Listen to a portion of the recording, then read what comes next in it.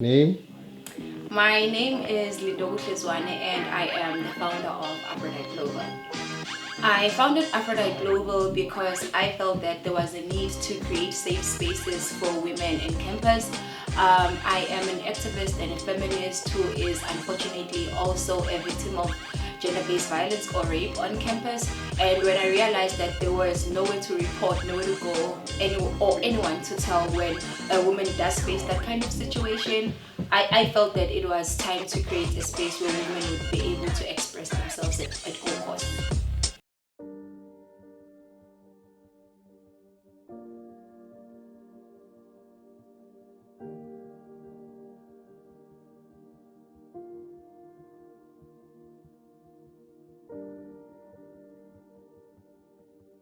Because it's all about women. Women should embrace each other, should embrace however they look. So Okay, hi, I am Presley Ubisi, 20 years old. My name is Mama Zomilan. My name is Charlie Masai Masin. I'm Mudao Eugenia Ruzani. Moboso Lillian Hamagoma. I'm studying BCom IT. So please tell us when you joined Aphrodite Global and how you found out about it. I found out about Aphrodite Global from a member, Daisy. So she kind of explained to me what Aphrodite Global is, what it advocates for, what it's about. And I joined last year. I'm not really sure of the date, but it was mid-year. I heard about Aphrodite Global around October when the Aphrodite Global visited our school. They told us about the organization. I heard about Aphrodite Global last year. It was at Maunga and I was with my sister, so she explained about the organization. Then I was interested.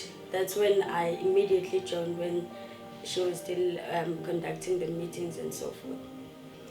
I recently heard of the organization and I was immediately interested because I am all about women voicing their concerns about everything, about how everything is at home, because there are a lot of women, girls out there who are oppressed in their homes. So I found interest because I was like, okay, in this organization, those women will finally have an option. I don't know, sort of an option to voice everything that they are going through, as well as in campus. I've always been about gender issues and stuff. It's through my SASCO work as gender officer that I actually found out about NPOs on campus and the process about how to register and stuff. And then through the circles of the people I met, through that kind of conversation talking about starting community organizations on campus, that's when I actually truly found out about Aphrodite and what they stand for. There were a few names before and it evolved and developed into Aphrodite. How has Aphrodite Global changed your life ever since you joined? Okay, so personally, let me say, growing up, I was never a speaker. I was the type of person who bottled, if I can say, everything that hurt me. And honestly, I might say I grew up as an angry person, someone filled with anger. But then ever since I joined Aphrodite Global, I have learned to speak out. Because honestly, even though I haven't done it myself, I'm still trying to, find my confidence and everything.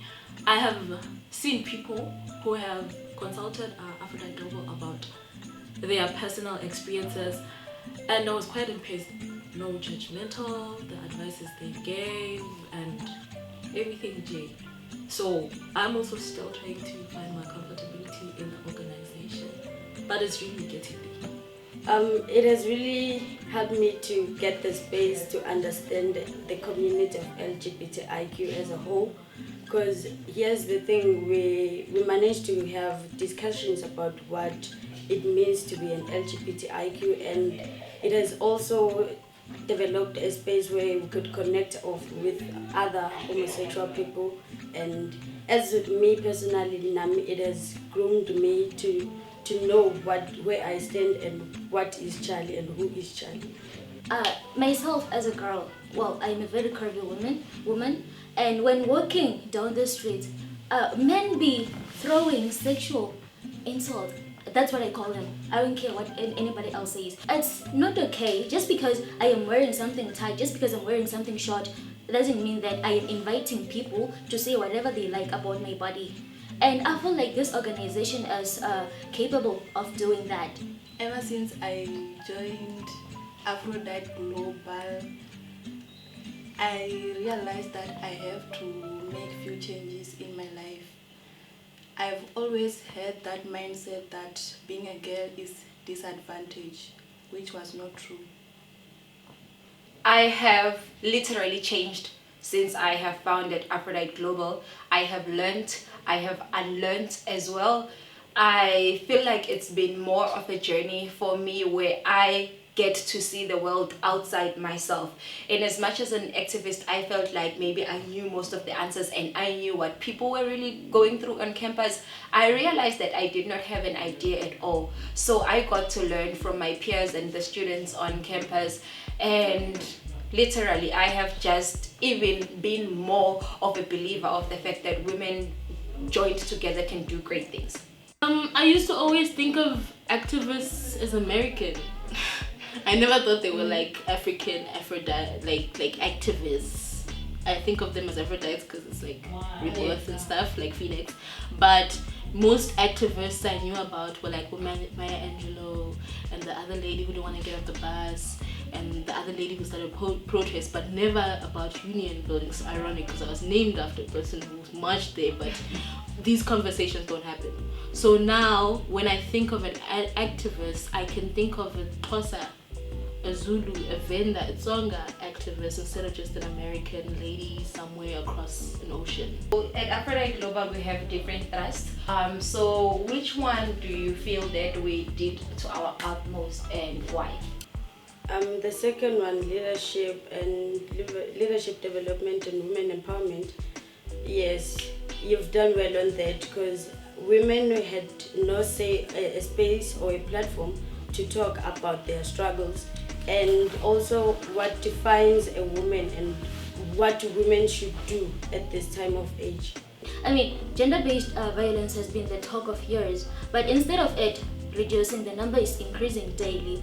And then when it comes to leadership, in the past, women were oppressed. Women were not allowed to lead a community or to hold a higher position in workplaces. So I feel like this organization is capable of empowering women to have that confidence, to have that attitude that I can lead this, I can hold this position with so much confidence without intimidation from men. Personally, I think all three, because after things that have happened through Aphrodite, I've learned things in my personal life. Yeah.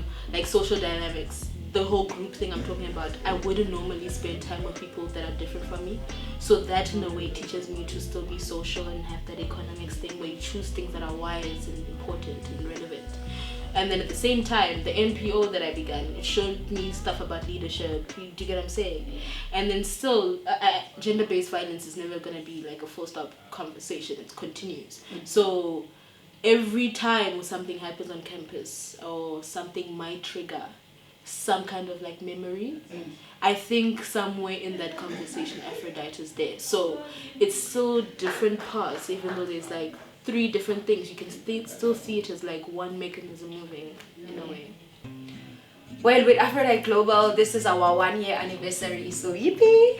What is next are big things. We are just going to make sure that we are heard, we are visible more than any other else thing. We have a lineup of activities that are going to be dealing with women empowerment, because that is what is big for us this year. This is our year of female independence. We are going to be running social entrepreneurship programs because we feel that, you know, when you empower a woman and kind of give her a chance to have that independence, a whole lot more secondary issues such as gender-based violence would actually be curbed or reduced in that form, looking at the social cultural perspective of South Africa. So yeah, we're also going to be dealing with a whole lot of mental health and body positivity, every other else thing that every student on campus would feel needs to be addressed. We are here.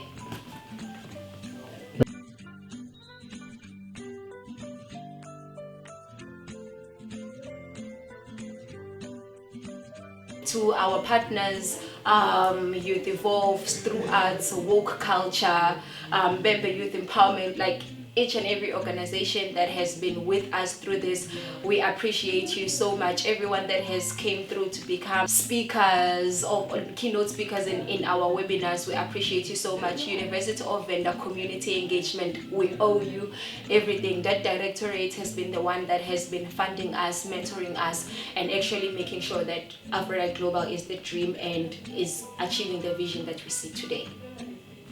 Aphrodite Global, the year of female independence 2021.